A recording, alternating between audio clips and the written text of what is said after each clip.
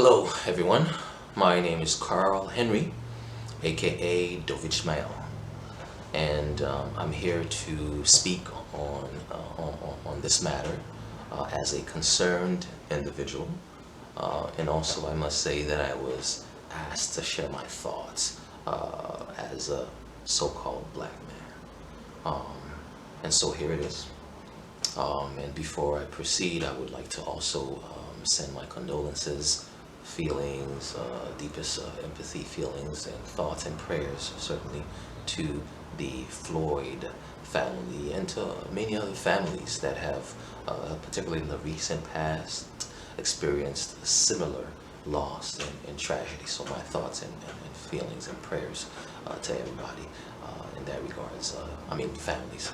Having said that, I would like to start with a quote. In fact, just before I get into a quote, I probably want to preface by saying that I don't do this type of stuff often. I'll probably be doing it a little bit often, mind you, but I don't do this type of stuff often. And I discovered or came across the video that showed the atrocious situation on Friday morning, I believe it was, so fairly late, right? But my feeling or reaction when watching it was probably the same as many others. So let's get right into it. And I will start with a quote, as I said, and the quote states this. Excuse me. Our conception of human beings and their destiny will greatly affect how we deal with them and what we seek for them. I'll repeat that. Our conception of human beings and their destiny will greatly affect how we deal with them and what we seek for them. And that's a quote by Millard J. Erickson, end of quote. Now, having said that, the idea, and I will be looking at my notes a little bit because this is deep, right? The idea or doctrine of the sanctity of life, that is the value of a human life.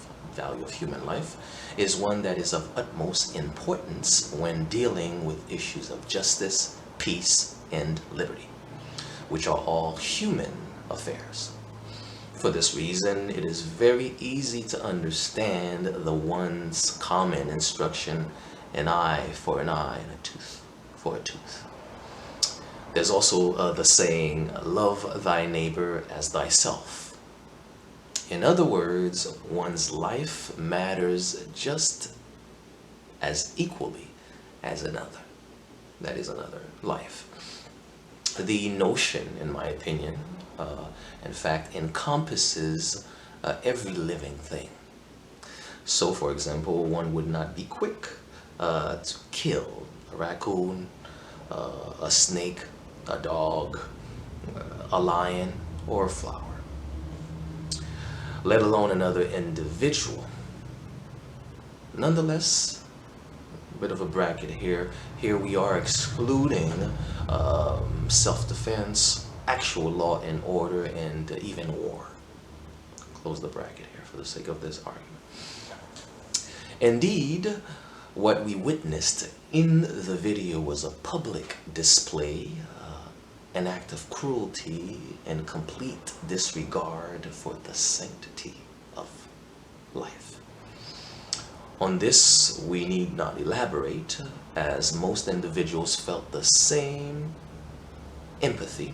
Could be sadness, it could have been rage, and perceived the major transgression. In pinning this man and having his knee on his neck, excuse me, as I said, I will be looking at my notes, the evil officer put heavy and consistent force or pressure, if you want to say, on the victim's arteries, nerves, cervical, lumbar, that area, and obstructed his breathing terribly. Right, just to, you can only imagine, right? For a call to police regarding a possible fraudulent purchase at a store, a quick bracket again, these stores, by the way, are a death trap, all right? They're a death trap. Let's close that bracket, all right? Now, so for a simple call regarding a matter like this, this atrocious act, an outcome should not have transpired or occurred. Now, let's look at another aspect of this.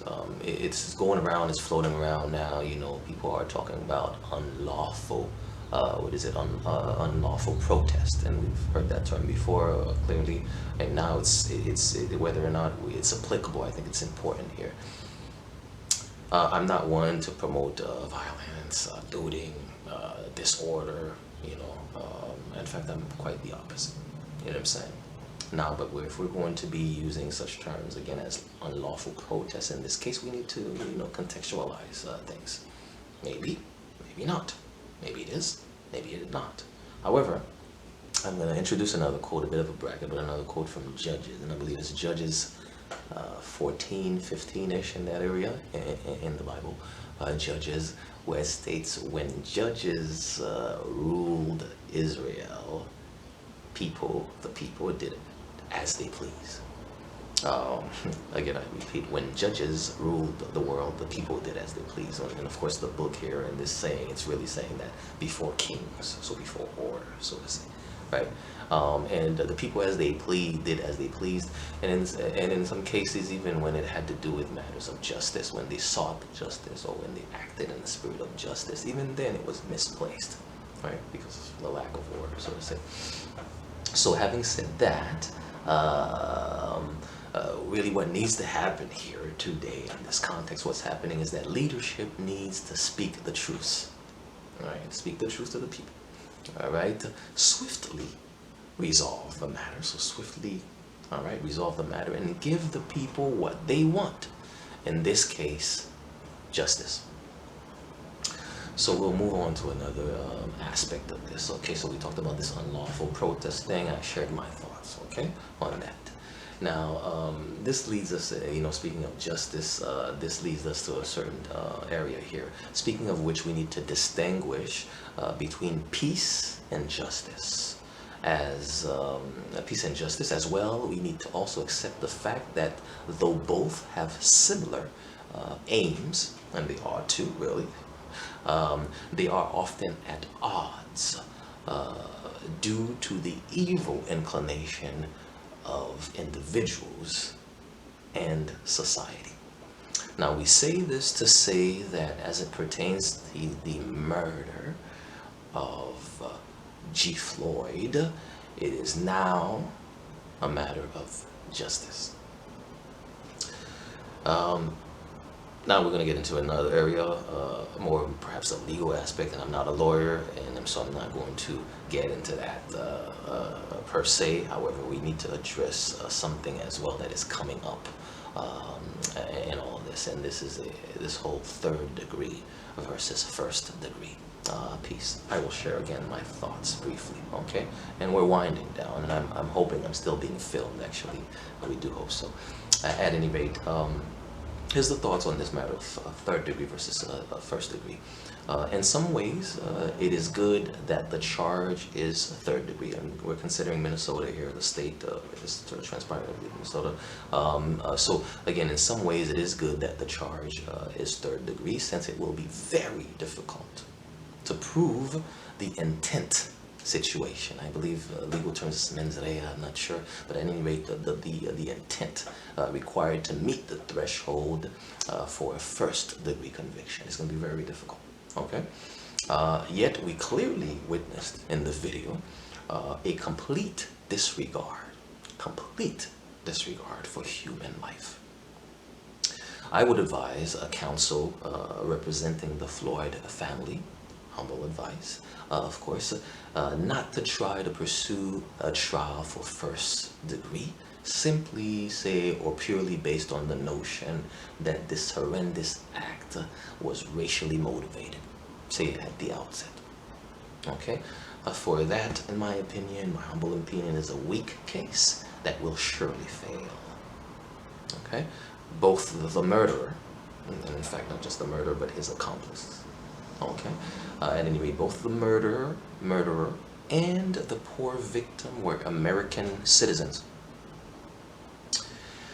Now, the race factor only aggravates the situation in light of the fact that indeed this was one, arguably perhaps one of the worst anyways, of the numerous cases of so-called black men being tortured and murdered by so-called white policemen in the United States.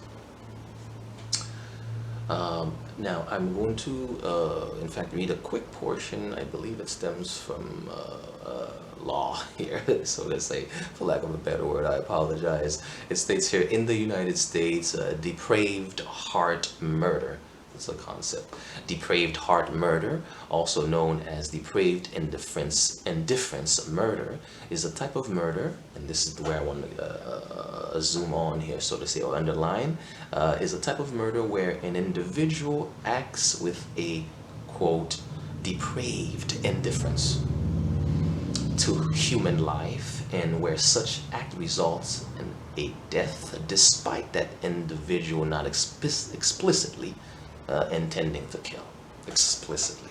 What was explicit was definitely, again, that depraved indifference that we talked about. We saw it in the video, right? So this is still in connection with that third degree versus first degree piece there, because I think the third degree kind of stems from that depraved heart murder piece, okay? And so, you know, let's stay there. Now, further thoughts, okay, on this matter. This is clearly what might have transpired, right? From, you know, what we see here, this is clearly what might have transpired, regardless of the racist element. I repeat, regardless of the racist element, this is what might have transpired. This is what we saw, okay? So there looks like there had to be a part two. So part two, to conclude with the matter. I'm not sure what happened there, but we are winding down. So I believe we left at the point where we were talking about the whole third degree versus first degree, and had made a statement there. And in keeping with that, so it would be foolish, okay?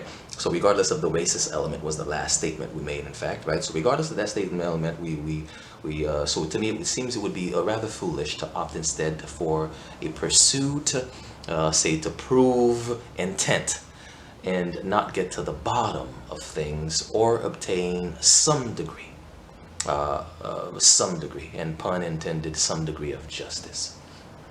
Now, then what would justice look like then in this case? You know, well, death penalty, for example. Now, death penalty, arguably in this case, is not far-fetched, okay? If we take into consideration the manner in which this man proudly, not so much recklessly, but rather proudly, okay, and publicly demonstrates absolutely no regards for the value of the other man's life. Quick bracket here, who at the time, based on what we see, was handcuffed, not resisting, and in fact at some point began pleading for his breath. Okay. Now, the matter is further aggravated by the fact that that this was a Caucasian police officer brutalizing and murdering an innocent Negro man. Quickly on the term of innocent here, none of us are innocent. Once we pass a certain age, forget that. You know what I'm saying? But in this context here, we're talking about if this was about a crime that was perpetrated, and we know innocent until proven guilty unless things are clear. Speaking of clarity, so fact of the matter that this is further aggravated by that factor. Okay, fact of the matter is that this was not the first, and perhaps, unfortunately, not the last. Furthermore, till this day, there's never been recognition, apology, nor reparation for how this very same institution in the US less than 50 years ago, say, was using tactics like heavy water hose, beating, and unleashing vicious dogs against child, woman, and man who simply sought justice and their right to vote in their country of birth. So, I would say yes to such penalty. Yet, since that would not necessarily advance the equally important notion of peace, then at the very least, a sentence that is most appropriate and severe is required in order to set precedents. After all, we are dealing with common law, are we not? Now, in conclusion,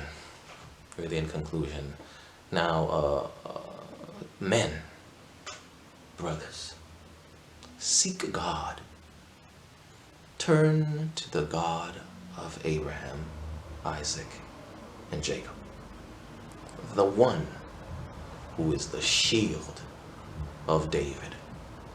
Recall that the duty of a man is to serve Adonai. Also, train yourselves physically and mentally in order to withstand the bullying and the attacks. Finally, let us all stand for justice and for peace.